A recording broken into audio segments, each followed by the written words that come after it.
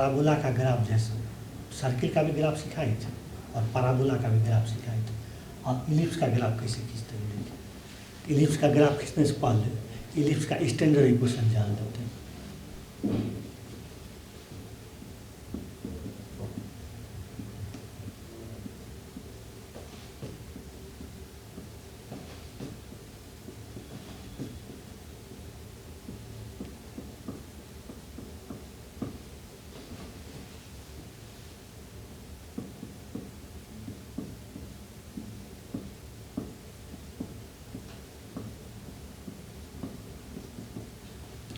Ellipse का standard equation होता है x square y square plus y square by b square equal to 1 होता है।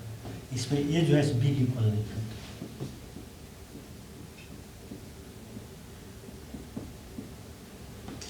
जब ए बी की इक्वल नहीं होता है तो ए या तो बी से बड़ा होगा या ए बी से छोटा होगा। तो जब ए बी से बड़ा होगा तब देखते हैं।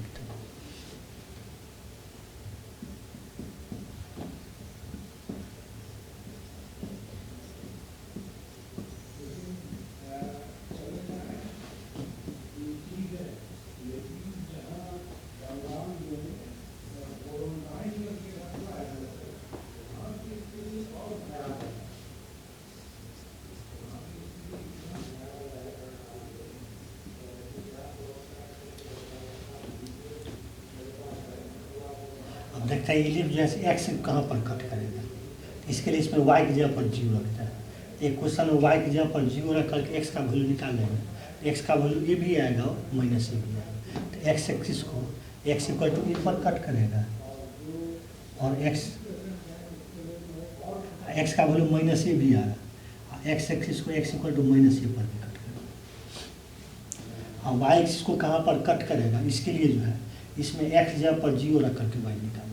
तो एक्स जगह पर जीरो रखेंगे तो वाई का वैल्यू बी भी आ जाएगा और माइनस बी भी आ जाएगा। इस पॉइंट का वाई बी मान लेते हैं, इस पॉइंट का वाई माइनस बी मान लेते हैं। अब इस सब पॉइंट को कनेक्ट कर लीजिए। इससे इसको कनेक्ट करते हैं, इससे इसको कनेक्ट कीजिए, इससे इसको कनेक्ट कीजिए, इससे इसको कनेक्ट कीजिए।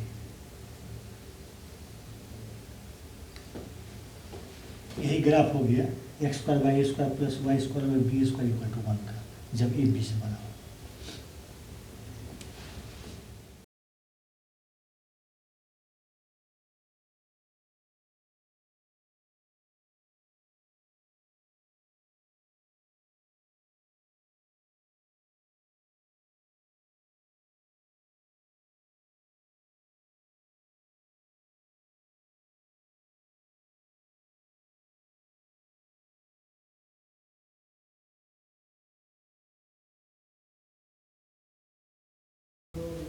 इसमें वाई की जगह पर जीरो रखेंगे तो एक्स का वैल्यू ए भी आएगा और माइनस ए। इस पॉइंट का एक्स ए मान लेते हैं, इस पॉइंट का एक्स माइनस ए मान लेते हैं। एक्स जगह पर जीरो रखेंगे तो वाई का वैल्यू बी भी आएगा और माइनस बी भी आएगा। तो इस पॉइंट का वाई बी मान लेते हैं, इस पॉइंट का वाई जो है माइनस बी मान लेते हैं।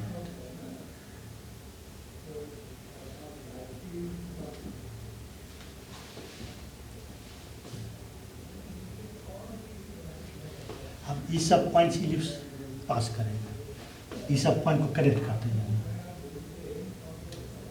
इससे इसको कनेक्ट करते हैं, इस पॉइंट को इससे कनेक्ट कीजिए, इसको इससे कनेक्ट कीजिए,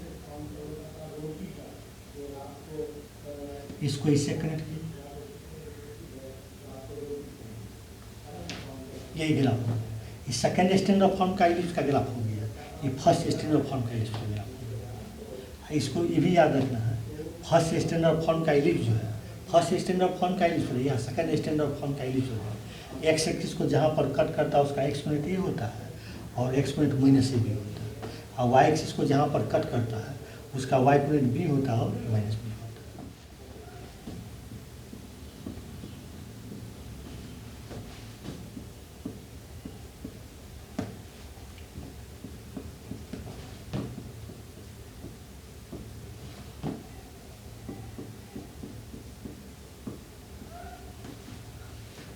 ग्राफ खींचने के लिए पहले √3 को LH स्थान पर कर लें।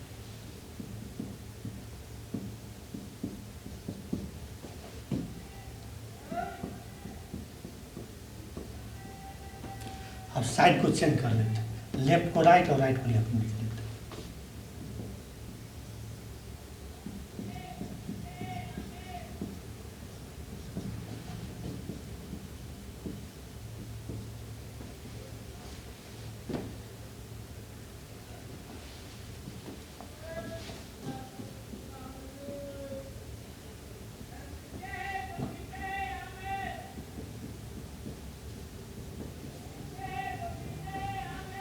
इस फॉर्म के क्वेश्चन को अगर सॉल्व करना है तो इसका कंडीशन बता सकते हैं और इसको लिखते हैं। इस फॉर्म के क्वेश्चन को सॉल्व करना है, पहले सिस्टम का संकेत ले लेते हैं। फर्स्ट कंडीशन इसको लिखते हैं, सेकंड कंडीशन लिखते हैं।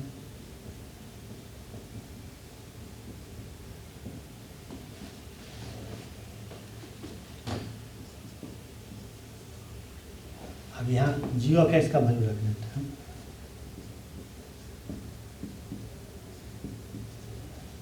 अब इसको लेते हैं,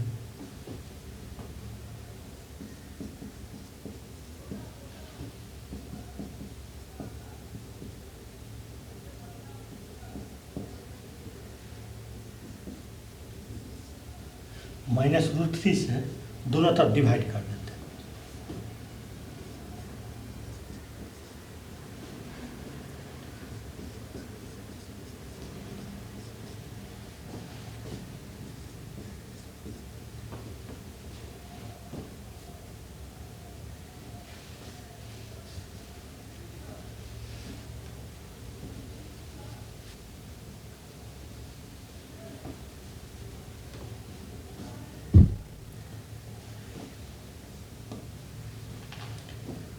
इसको ऐसे लिखे,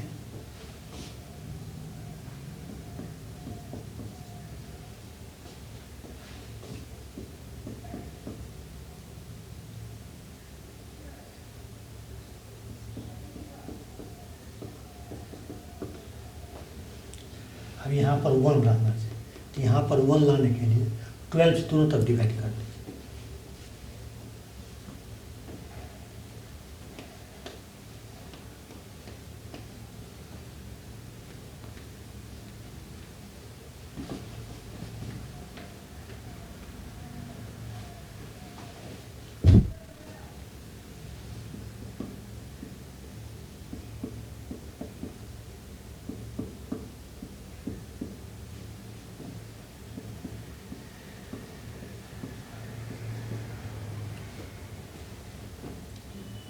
अब इसको इस फॉर्म पर ले x² / a² प्लस ये फॉर्म पर आ जाएगा, x² / a² plus y² / b² = 1 के फॉर्म पर आ जाएगा। जिस इक्वेशन का form x² / a² plus y² / b² = 1 रहता है, a b की इक्वल नहीं रहता है, तो उसका ग्राफ जो होता है इलिप्स होता है।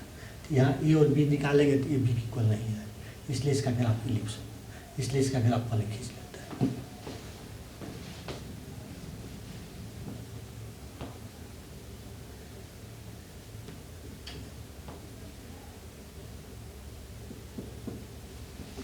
सबसे पहले देखते हैं इलिप्स जो है एक्स एक्सिस को कहाँ पर कट करें। इसके लिए जो है इसमें y की जगह पर 0 रख करके x निकाल लें। इस इक्वेशन में y की जगह पर 0 रखेंगे तो x का वैल्यू 2 भी आएगा और -2 भी आएगा। इस पॉइंट का x2 है मान लो, और इसका x -2।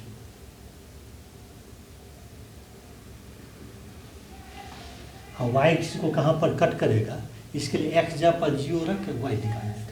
इसमें x जगह पर 0 रखेंगे इस इक्वेशन में, इसको सॉल्व करेंगे तो y का वैल्यू √3 भी आएगा और -√3 भी आएगा। इस पॉइंट का y √3 मान लेते हैं, इसका y -√3 मान लेते हैं। अब इस सब पॉइंट को कनेक्ट कर देते हैं, इससे इसको कनेक्ट कीजिए, इससे इसको कनेक्ट कीजिए, इसको इससे कनेक्ट कीजिए, इसको इससे कनेक्ट।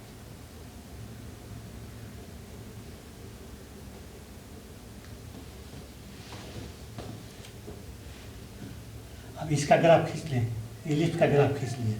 लेकिन इलिप्स का पूरा पार्ट नहीं लेना है, वही पार्ट लेना है जिसका x या तो 0 की इक्वल है या 0 से छोटा है।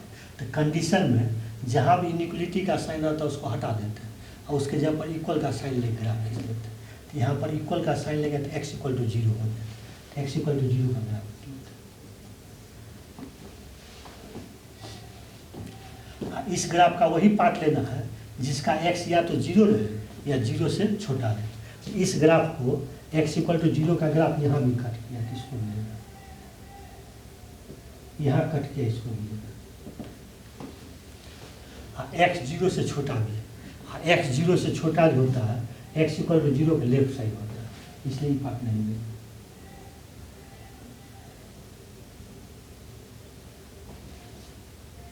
इसलिए यही पार्ट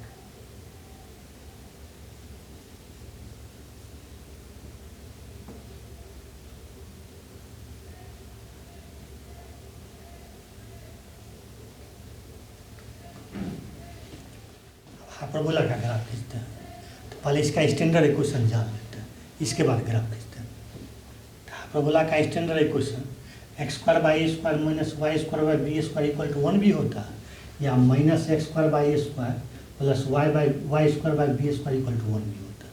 मैं दोनों का RHS 1 है, लेकिन यहाँ पर x² कोफिशिएंट पॉजिटिव है, यहाँ x² कोफिशिएंट निगेटिव है, यहाँ y² कोफिशिएंट निगेटिव है, यहाँ y² कोफिशिएंट पॉजिटिव है। पहले इसका ग्राफ खींचते हैं।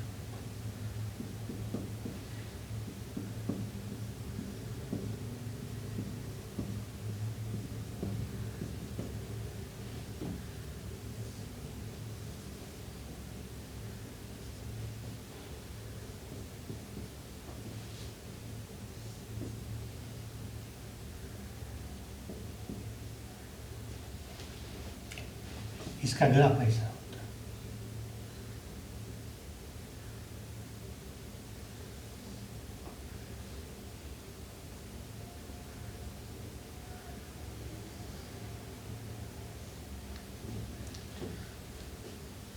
यही फर्स्ट स्टैंडर्ड फॉर्म का जो हाइपरबोला होता है उसका यही ग्राफ होता है, इसको याद कर लेना।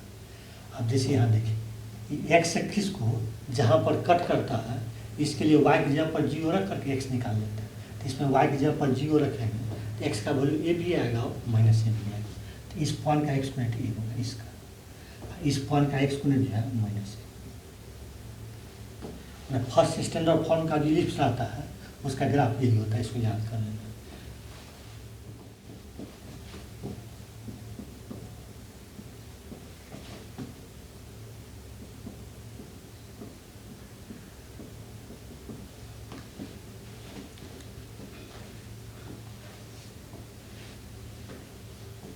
अभी सेकेंड स्टैंडर्ड फॉर्म का इलिप्स हाइपरबोला, माने ये जो है फर्स्ट स्टैंडर्ड फॉर्म का हाइपरबोला है, अभी सेकेंड स्टैंडर्ड फॉर्म का हाइपरबोला, इसका ग्राफ देखते हैं।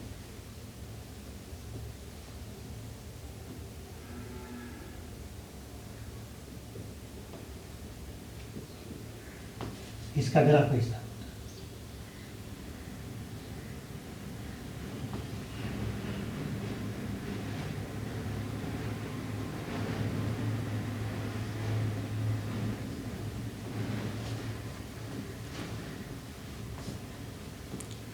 वाई एक्सिस को हाइपरबोला कट किया है और कोई भी ग्राफ वाई एक्सिस को जहाँ पर कट करता है तो एक्स जगह पर 0 रख करके वाई निकाल लेते हैं। इसी में एक्स जगह पर 0 रख करके वाई का वैल्यू निकालेंगे तो बी भी आएगा और -b भी आएगा। तो इस पॉइंट का वाई बी है, इस पॉइंट का वाई -b। तो दोनों ग्राफ याद कर लेना। फर्स्ट स्टैंडर्ड फॉर्म का जो हाइपरबोला रहता है उसका ही ग्राफ होता है, और सेकेंड स्टैंडर्ड फॉर्म का जो हाइपरबोला रहता है उसका ही ग्राफ होता है। और इसका ग्राफ खींचते हैं।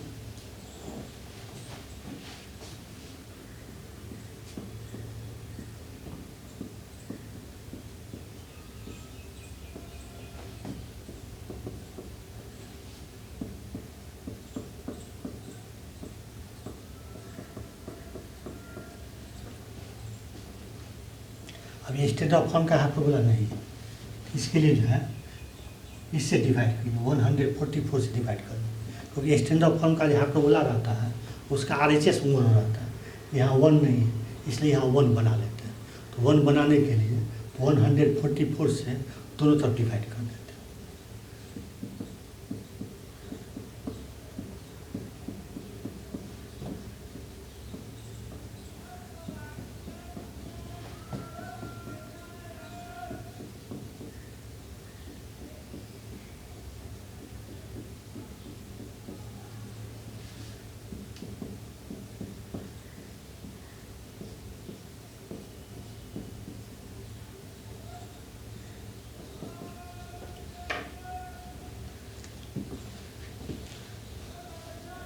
इस फॉर्म पर आ जाएगी x square by square minus y square by b square equal to 1। तो ये पहला स्टैंडर्ड फॉर्म का हाइपरबोला है, तो इसका ग्राफ ऐसा होगा। पहला स्टैंडर्ड फॉर्म का हाइपरबोला है, उसका ग्राफ अभी बताया, उसका ग्राफ ऐसा होता है।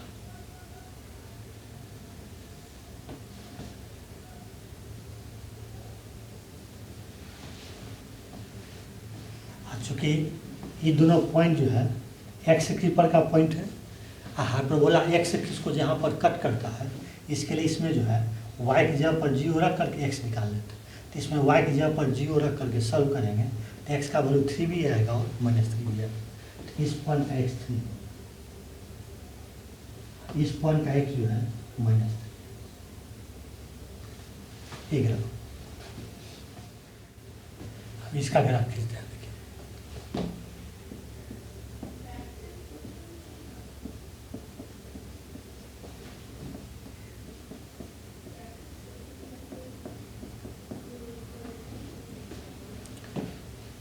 दोनों तरफ -1 से मल्टीप्लाई कर देते हैं।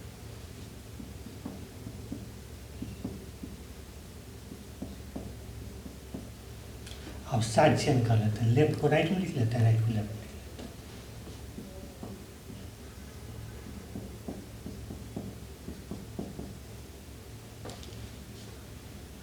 अब इसको सॉल्व करने के लिए सिस्टम का संकेत ले लेते हैं। फर्स्ट कंडीशन हम लिखते हैं g of x greater than equal to 0। g of x जहाँ पर -y। सेकंड कंडीशन हम लिखते हैं f of x equal to g of x का स्क्वायर लिखते हैं।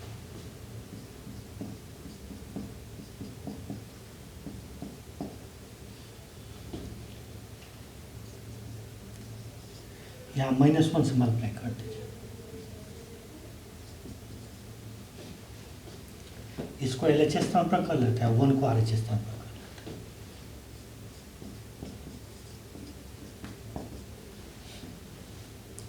लेकिन हाइपरबोला का जो इक्वेशन रहता है स्टैंडर्ड फॉर्म का, उसमें RHS में 1 रहता है, तो यहाँ -1 आ गया, इसलिए -1 से दोनों तरफ मल्टीप्लाई कर देते हैं।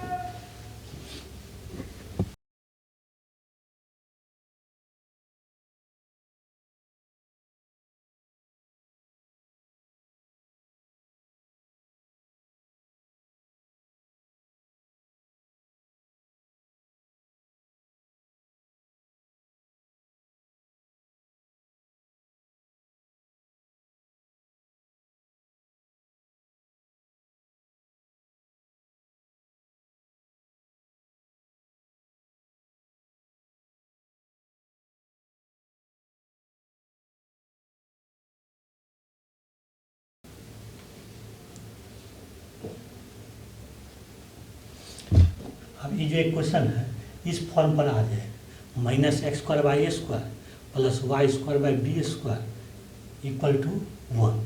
तो इस सेकेंड स्टैंडर्ड फॉर्म का हाइपरबोला। अब इस सेकेंड स्टैंडर्ड फॉर्म का हाइपरबोला का ग्राफ बता दिया, कैसा ग्राफ होता है।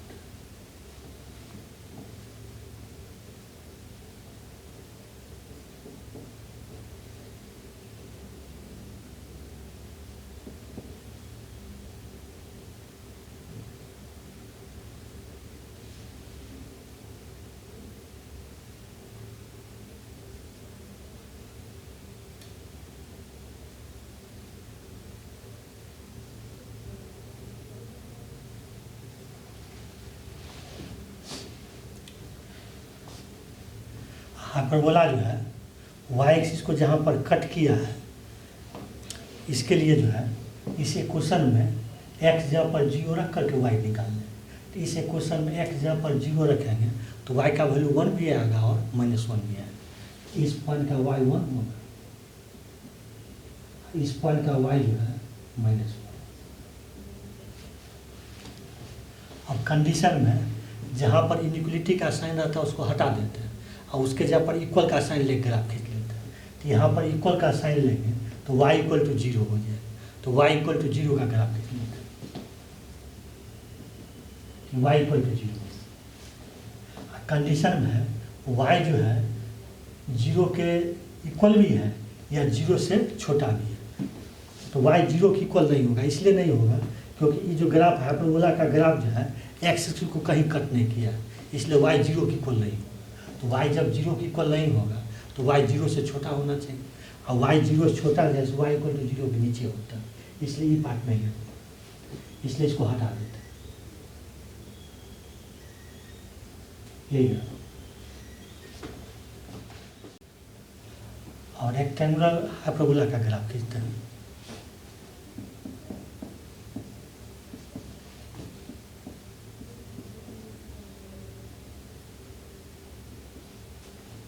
y = k/x का ग्राफ खींचना है। k यहाँ कांस्टेंट है, तो कांस्टेंट को 0 से बढ़ा देते हैं।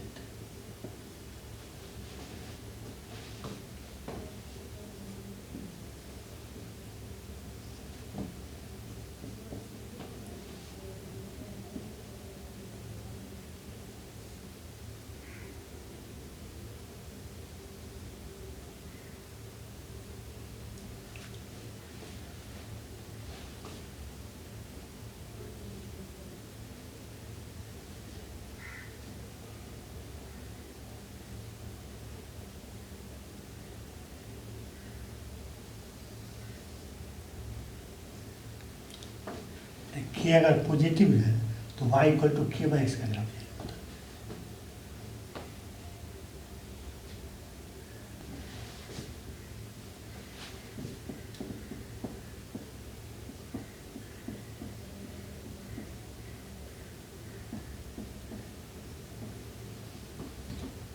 k जब पॉजिटिव रहे तो y = -k/x का ग्राफ।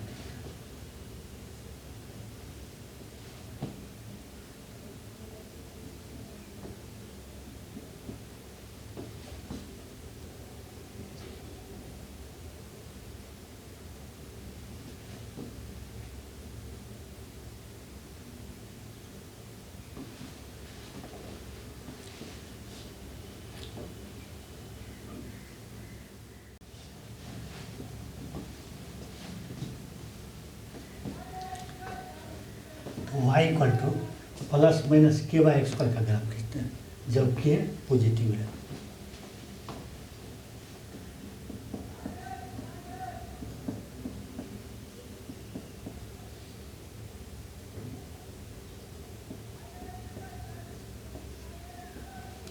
इसका ग्राफ ऐसा होता है।